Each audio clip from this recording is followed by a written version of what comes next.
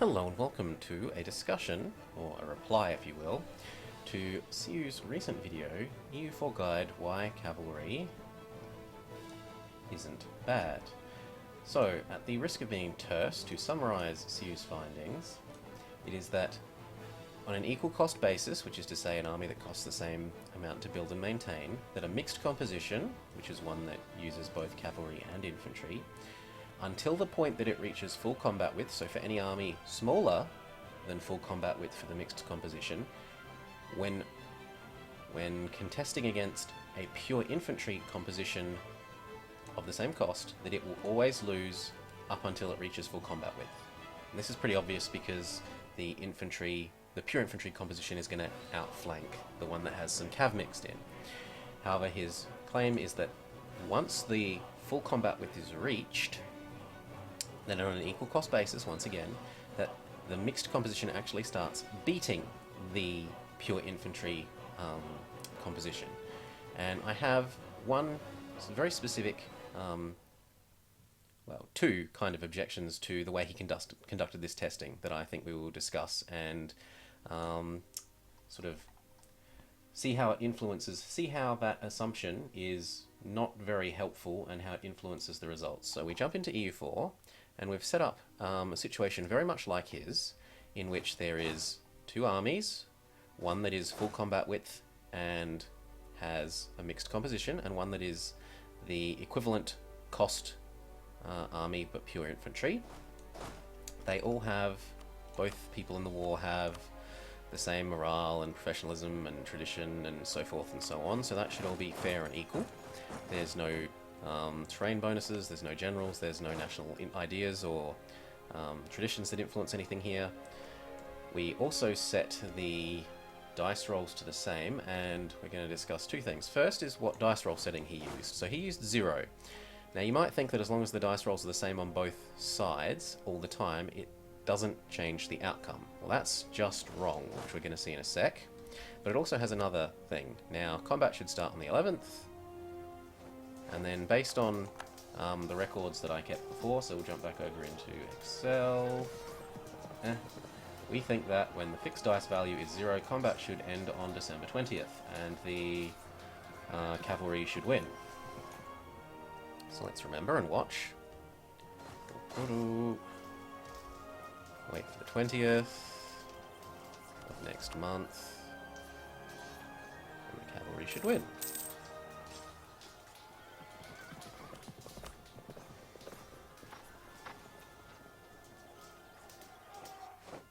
Yep. The cavalry composition has defeated the infantry one. These are the same settings that Siu used in his test, so it's easy to see why he would achieve the conclusion he did. However, if you change the dice rolls to some other values, you can get results in which the infantry win. Specifically for 0, 1, 2, 3, at least at the starting tech in the settings that we have here, the pure cavalry, the pure cav mix with bad micro, which is to say crappy way of reinforcing, which we're going to discuss next, wins. But for 4, 7, 8, 9, the infantry wins. So let's load up the same start condition. Combat tests. Change the dice rolls to, let's say, 8 as an example, and we'll see if the combat ends on the 25th, which, if everything is good and consistent, it should. So you go over here.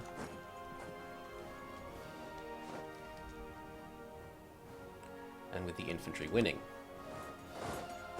It's the 25th. The infantry composition has won, just like we said it would. When the dice were set to 8, the infantry composition wins on the 25th. So what this actually says is that when there is equal dice rolls and bad micro, which we're going to discuss in a second, that the horses win slightly more of the time, but the infantry are only losing very, very occasionally. You know, it's sort of a 55-45 split for whether infantry win. But bad micro. So, my second problem with the way that Siu has conducted this testing is the way in which reinforcements are done. So if we set our dice rolls back to 0, Oh, you can't see EU4, but I am just changing the dice rolls back to 0. Let's swap back into EU4. Dun, dun, dun.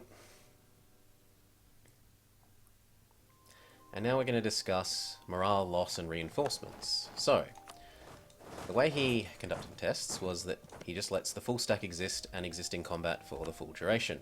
What this means is that the units sit in the back where they're reinforcements and they aren't actually involved in combat. Every day that passes, so it's the 11th, and they have 3.28 on the 12th, their morale goes down. Even though they're not involved in combat, their morale goes down. How much it goes down is influenced by whether you have this modifier for professionalism, which helps reduce the morale loss by reserves, but in any case, you lose morale just for sitting around doing nothing. How long combat lasts until these reinforcements started contributing will be determined by the dice rolls. As we recall, the higher the dice roll set to, the quicker combat ends. The quicker the units kill each other and the reinforcements move forward. This means that for the setting Siu used, 0, he actually had it set up in a way that the maximum possible amount of time would pass before the reinforcement units sitting at the back here would move forward. So they will have lost the maximum amount of morale before they move forwards, which we'll go see.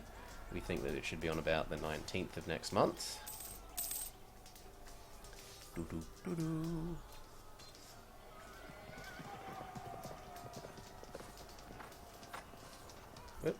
See, they're about to move forwards, and when they move forwards, they've got just this barest little sliver of their morale left.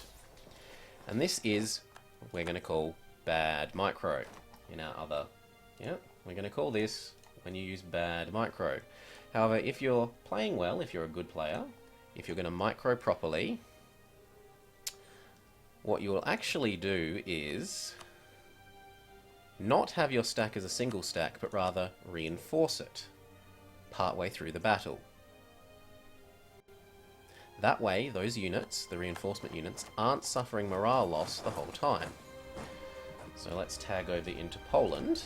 We know that combat width is... Yoink. And we know that combat should end on about the 20th, so as long as we arrive before the 20th of December, we should be fine. It's a 7-day trip to there, so let's say leave on the 10th. We should arrive slightly before we need to, but it's just showing you the argument. Now, when the units arrive now and they get involved in combat, they have much higher morale, and eventually they win the combat, because they haven't run out of morale. And what this says is if you micro properly, you can turn one of the combats that we saw before as losing for the infantry, these ones where the infantry lose, into a victory. And in fact, if you micro properly, you can turn it into a victory very nearly all the time. There is one little exception that we're going to discuss, which is for combat dice rolls of about 6. However, even better micro can also get around that. So if we set the dice rolls to 6 and start once more.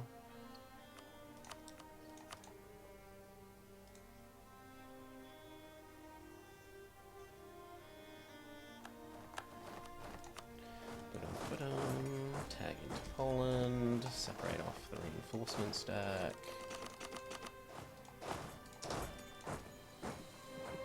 We need them to arrive about now. And what will happen is the whole front line dies at the same time, and even though there are reinforcements, the combat will be declared over. Yep. So that's why the pure infantry... Look, the stack even shows it has full morale. That's why combat ends in that case. However, you can even overcome this through good micro as well, which we will show you. Rather than having a full frontline combat, what the infantry, the pure infantry stack composition army controller should do is leave a single unit gap, so use one unit less than full combat width. reinforce with the extra 1 after combat is started, and then reinforce with the rest when they think combat would normally end. Which we'll do now, for the sake of argument. And what this ensures is that that one guy that reinforced sooner means that there is space left at the edge, or else, if he's still alive, that he has more morale than the rest of the people, and that when the reinforcements arrive, there's a spot, they can fill it up, and the full front line doesn't collapse at once, and then, as is the story, the rest of the reinforcements move forwards and win. So, oh shit, I didn't show you EU4 for that. My bad. Let's do that again. Dun-dun-dun-dun. So, combat rolls are still 7. Haven't fiddled with anything there. Or was it 6? 6, sorry. We have this attack here. We do exactly as we said. So tag into Poland. We get rid of 7. We micro appropriately, which is to say we have 1 unit arrive after our enemy arrives, so that we are back up to a full front line, but a full front line for as much of the combat as possible, but we have a bit of extra morale on 1 unit, as well as helping to ensure that the front line gets a hole at the right time. See, now there's a hole, so when these reinforcements arrive, they'll be able to reinforce that hole, and then they win the combat. So, like, with correct combat, with correct micro, you can win all the time if you have a pure infantry, if you have a pure infantry army, and ignore this column, this was for old testing. If you have a pure infantry army and you micro correctly, you can always win. Oh yeah, combat ending is not necessary. Good. And you always win. Now, you might say, oh, but at different Miltechs, things might get different when the relative strength of cavalry changes and extra and so on and so forth. So I have conducted similar tests at Miltechs 15 and at 26, and once again with correct micro, I found that the pure infantry army always wins. Should you wish to conduct similar testing yourself, I have made the save files with this army setup and, you know, correct combat width and whatnot, and equal prestige and morale and blah blah blah available, and you can go conduct this tests yourself based on those save files. In any case, I hope we have come to a conclusion now that at all times, assuming you micro well, cavalry combat, using cavalry sucks in general. You can do, you know, the whole I'm going to stack mad amounts of cavalry combat ability as Poland or something, and yes, that's fair. But you can also say you could stack, your opponent could be stacking infantry combat ability, and then they'll be winning. So, you know, I think that evens out. On an equal basis, cavalry always result in a loss for correct micro, and therefore I assert cavalry are bad. I hope you have found this enlightening, and also not just from an EU4 perspective, but from an experimental perspective. Namely that you shouldn't just test one thing like Siu did with, oh, if I set the fixed dice values to 0, what result do I get? But check the other dice results as well, because even if you think you should get the same result, it doesn't hurt to check, because you might be wrong. Anyway, I'll leave my proselytizing about correct scientific method to another time. I hope you've enjoyed watching, and will join us for another educational video, or maybe just a game series soon. Bye bye.